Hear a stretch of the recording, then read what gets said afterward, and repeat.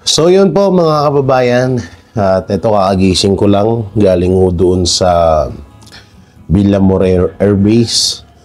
Bali nakauwi ako at mga nasa 12 or 1 a.m. So nakakalungkot, no?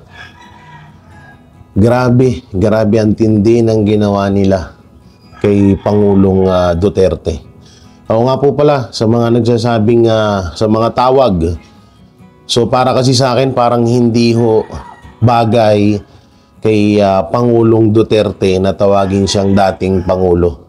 Dahil ho ay sa panahon ho natin ngayon, talagang halos siya na talaga ang may tuturing na tumatayong Pangulo pa rin ng ating bansa.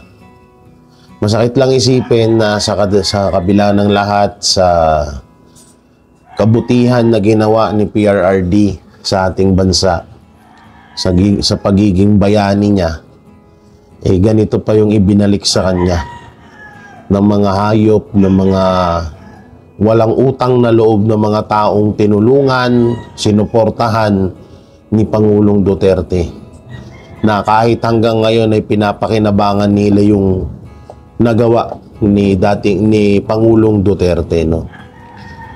Alam nyo, kahapon sobra akong nanggigigil, sobrang galit.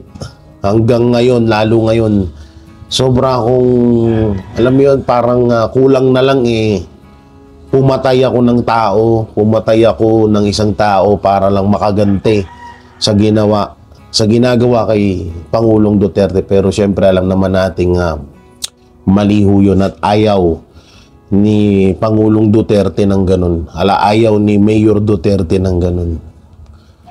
So ngayon, ang magagawa natin, eto na siguro yung pagkakataon na sa kabila ng lahat, sa dinami-daming nagawa, sa dinami-daming sakripisyo at pagod na inilaan ni Pangulong Duterte para sa bayan, para sa lahat ng mga Pilipino, eto na ho yung pagkakataon na para tayo naman ay bumawi sa kanya, sa mga ginawa niya para sa bayan at sa lahat ng mga Pilipino. Ito na ho yung pagkakataon na yun, na ipakita natin kay Pangulong Duterte ang ating solid na suporta, ang ating pagmamahal sa kanya.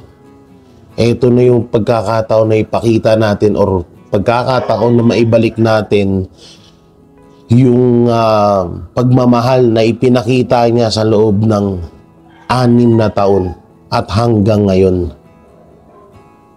Sobrang daming pagkakataon na talagang ginawa at nilaan ni Pangulong Duterte ang kanyang buhay para lang sa Pilipinas, para lang sa bayan natin.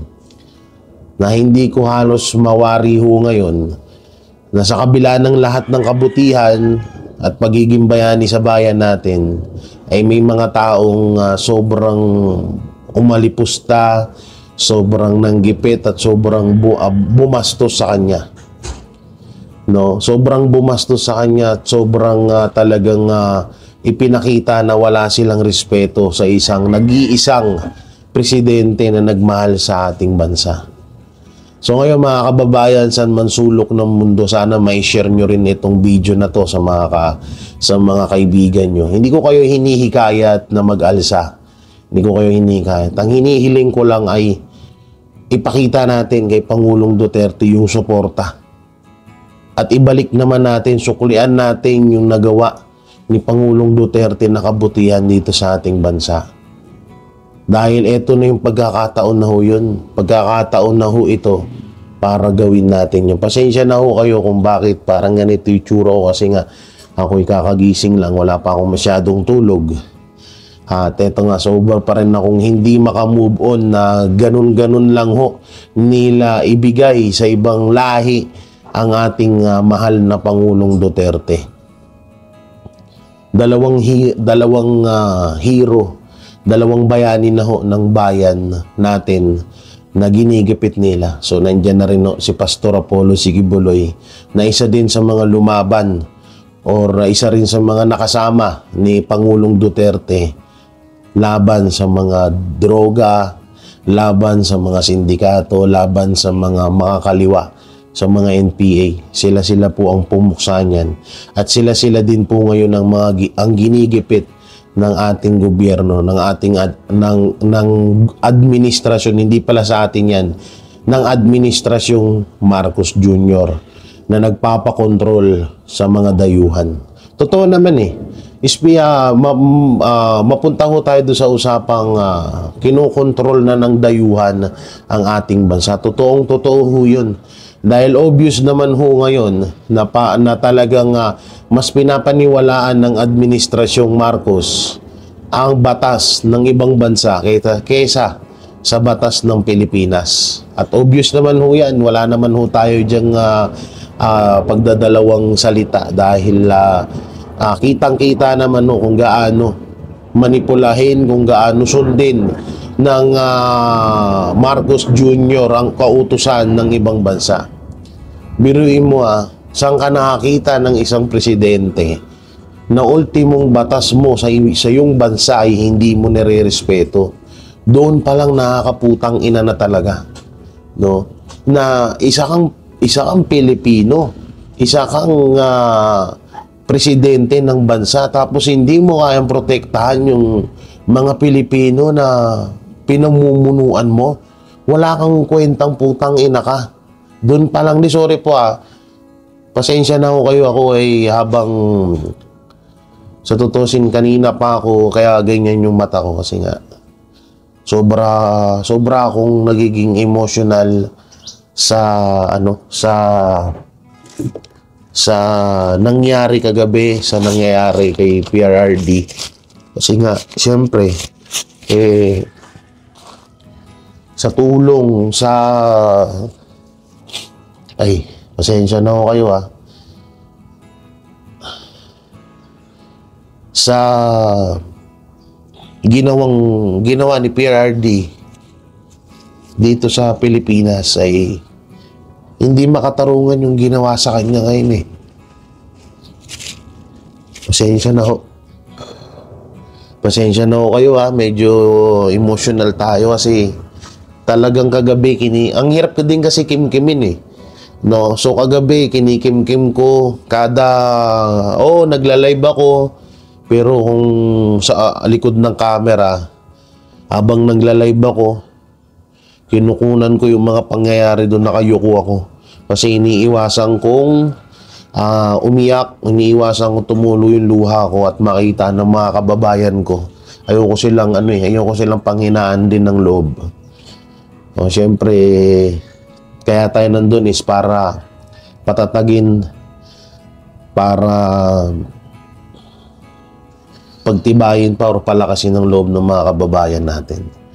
So mga kababayan, ito na nga talaga yung panahon para tayo naman ang maging bayani, no? Kasi sa totoo lang, tama yung sinabi ni Attorney Jimmy Bondoc na halos 6 na taon hanggang ngayon na nagpakabayani si Pangulong Duterte sa bansa natin. Kaya dapat naman siguro tayo naman ang tumayo sa sarili nating mga paa para ipaglaban ng bansa natin at ipaglaban ng karapatan ng bawat Pilipino sa ating bansa. Totoo yun, no? Pero yun nga, sobra akong hanggang ngayon hindi pa rin ako makapaniwala na yung taong nagmahal, yung taong nagsakripisyo, yung taong kahit anong pera, kahit anong halaga, hindi ipagpapalit ang mga Pilipino sa kung anumang pera na iaalok sa kanya kapalit ng kanyang prinsipyo at dignidad. Yun pa yung inaalipusta, yun pa yung ginigipit ngayon. Kaya sobrang nasasaktan ako dahil hindi deserve ni Tatay Digong ito. Hindi deserve ni Pangulong Duterte itong nangyayari na to. Grabe. At ito na yung isang malaking patunay ngayon na kung kayang gawin sa KOJC ang ginawa ni Marcos Jr. na panggigipit kay Pastor Apollo C. Quiboloy, kayang-kayang gawin din sa lahat ng mga Pilipino na nabubuhay dito sa Pilipinas. Tingnan nyo, pagkatapos kay Tebes, kay Bantag, kay Pastor, sinunod. Sino ang sinunod?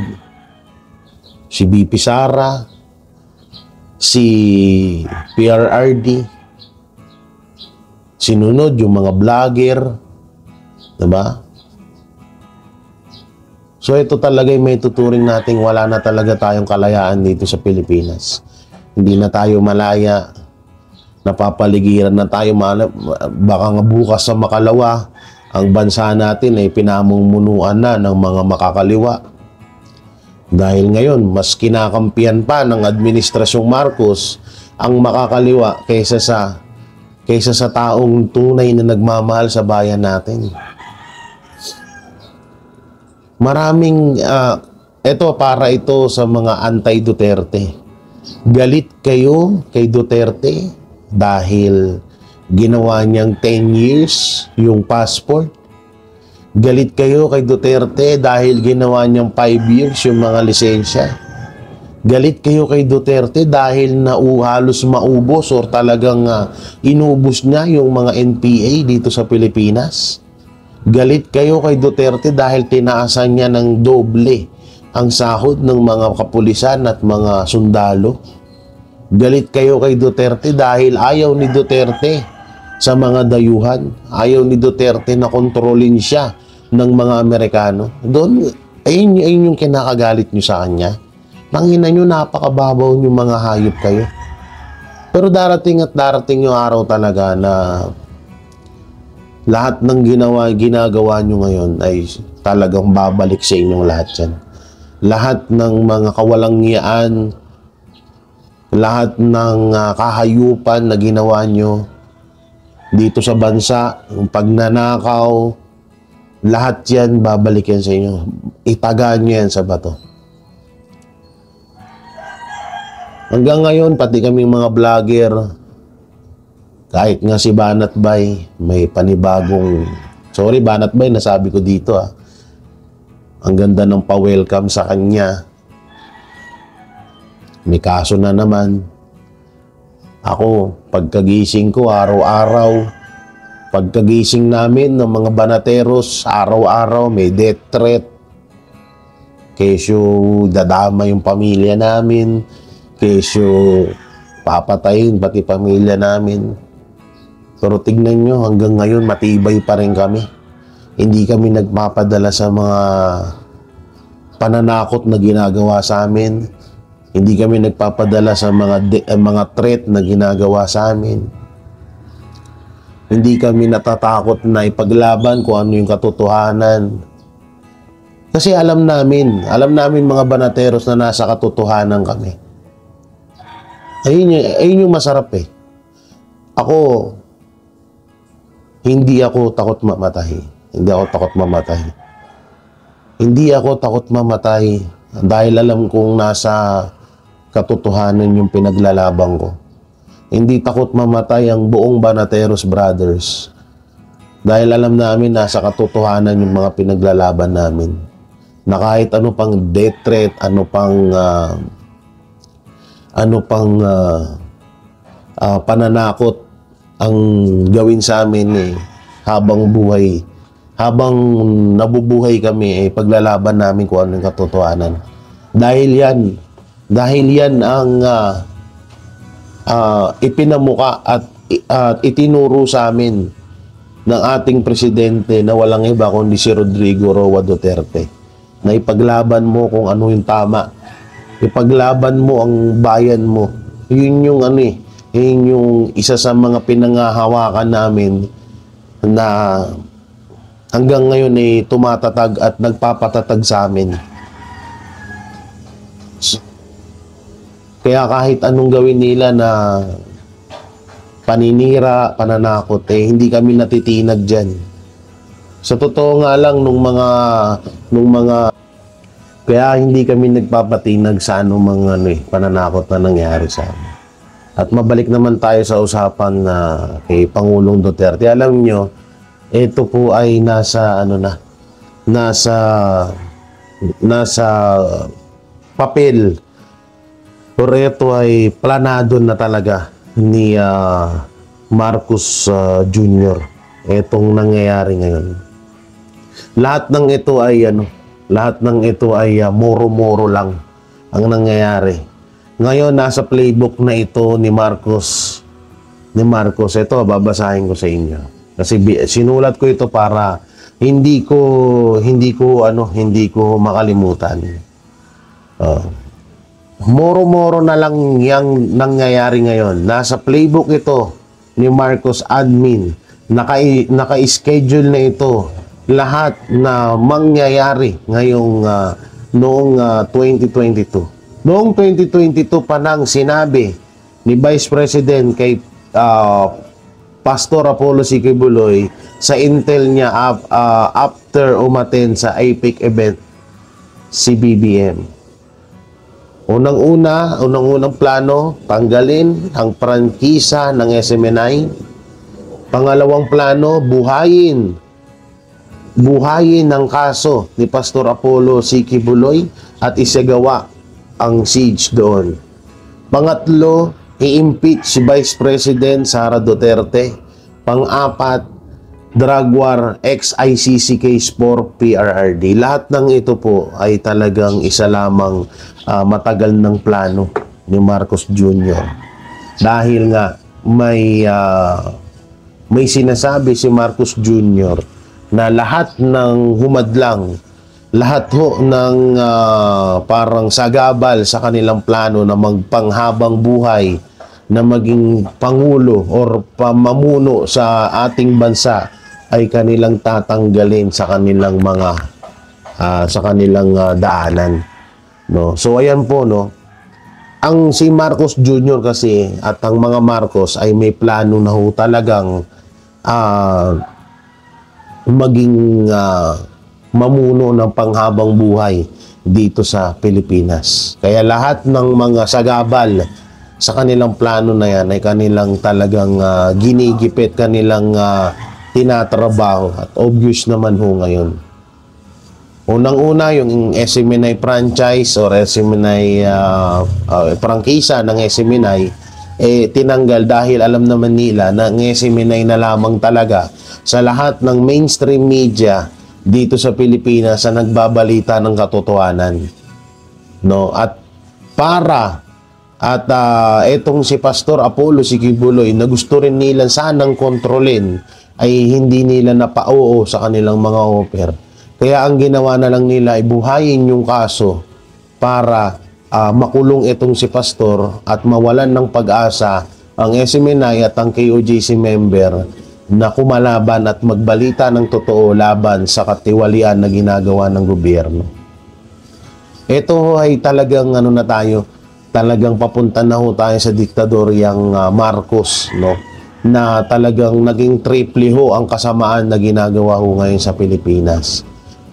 Lahat ho ito, pati yung confidential fund, lahat yan, yan talaga ang plano nila na i-impeach si Vice President Sara Duterte. Plano nila na maibigay or patayin. Sabihin na nating patayin, plano talaga na nilang patayin si Pangulong Duterte para wala silang hadlang. Dahil alam nila na kahit hindi na nakaupo itong si Pangulong Duterte bilang presidente ng Pilipinas, ay alam nila at alam ng Pilipino na mas pinapaniwalaan ng mga sinasabi ni Pangulong Duterte, ni Vice President Sara Duterte kaysa kay Pangulong Marcos Jr.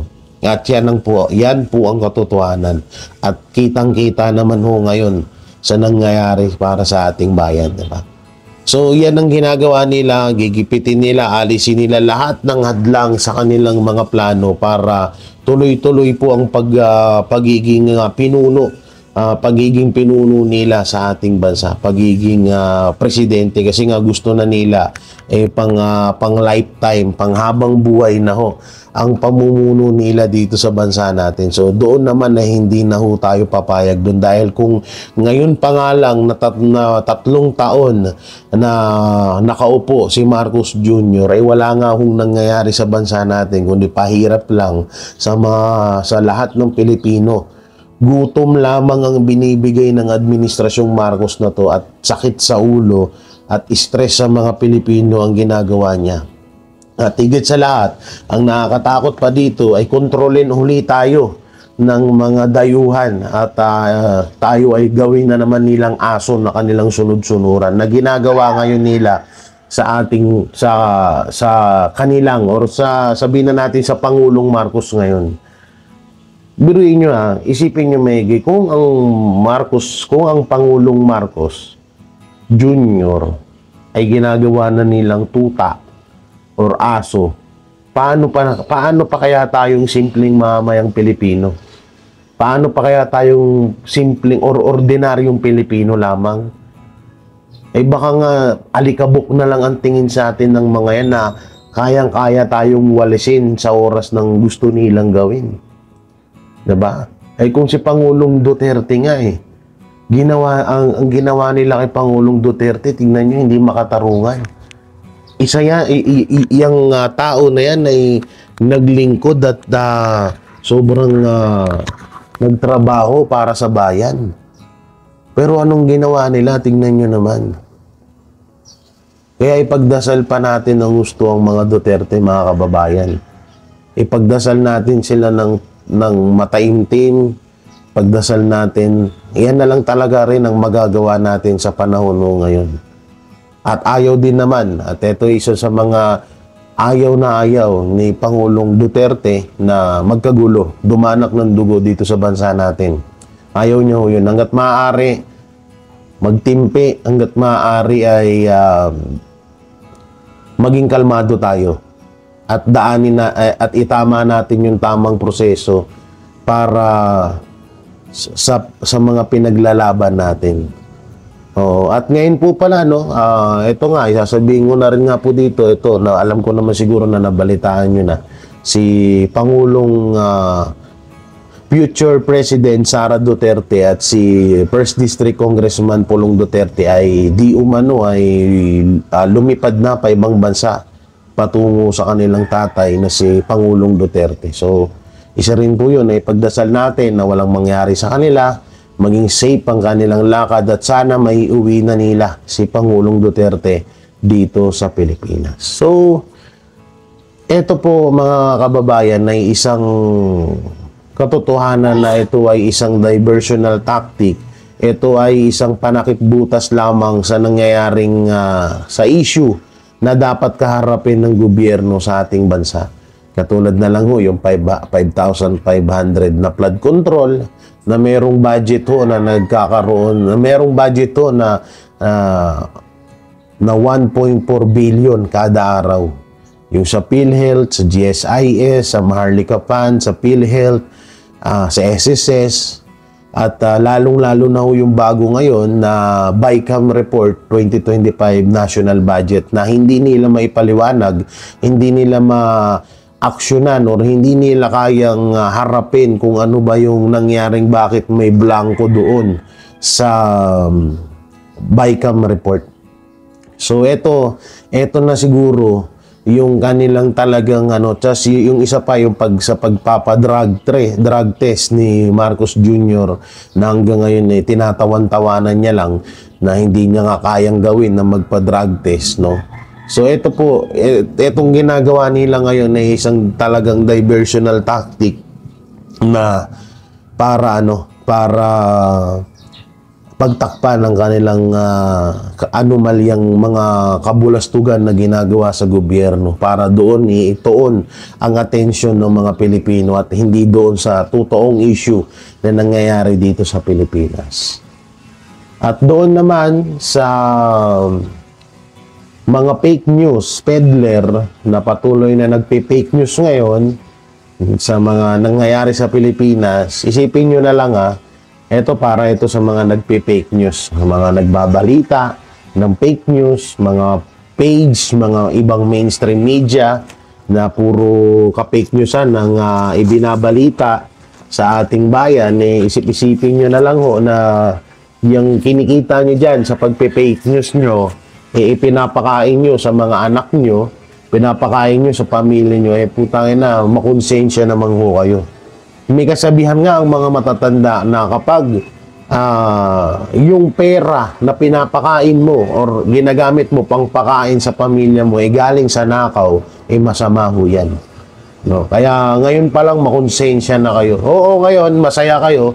Katulad yan, itong hayop na putang inang Tory na to, masaya siya ngayon dahil nasa kapangyarihan siya. Masaya siya ngayon dahil protektado siya dahil napakalakas niya ngayon. Pero indahin mo ang ganti sa'yo ng taong bayan. Indahin mo ang parating na karma sa'yo. Tandaan mo yan, itaga mo yan sa bato.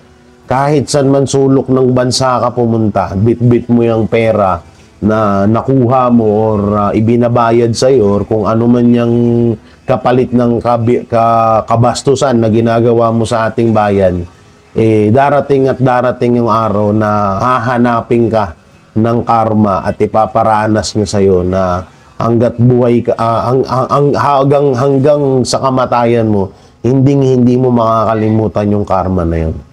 Ano? At doon naman sa mga congressman na mga kong-fakers dyan, sige lang, alam nyo, andyan naman yung taong bayan, andyan naman yung mga Pilipino, mga kapwa ko Pilipino. Hindi naman tanga ang mga Pilipino na para iboto pa kayo ulit, or hindi tanga ang mga Pilipino na parang papaniwalaan kayo, hindi. So darating, bahala na sa inyo ang mga Pilipino, bahala na sa inyo ang panahon sa ginagawa nyo katarantaduhan. Ngayon, nandiyan kayo, nasa kapangyarihan kayo, kaya ganyan nasasabi nyo. Pero darating yung araw, mawawala din kayo dyan, at talagang uusigin kayo. Uusigin kayo ng panahon na para iparana sa inyo kung ano yung ginagawa nyo para sa Pilipinas. So yung mga banateros, mga kabiyaya, no, ito ay itong mga sinabi ko ay sarili ko po itong opinion, walang nag-uutos sa akin, at wala ho akong pagsisisihan or pinagsisisihan sa mga sinasabi ko. Sa lahat ng video ko na sinasabi ko sa aking YouTube channel, ito ay pang sarili ko pong mensahe, pang sarili kong opinion. So sa lahat po ng mga Pilipino na makakapanood itong video na to, i-share nyo at ikayatin nyo na ang inyong kaibigan, kapatid, kamag-anak na protektahan ng ating bayan at protektahan natin si Pangulong Rodrigo Roa Duterte sa mapayapang pamamaraan. So ingat po kayo palagi. God bless and peace and bye-bye. Protect Duterte.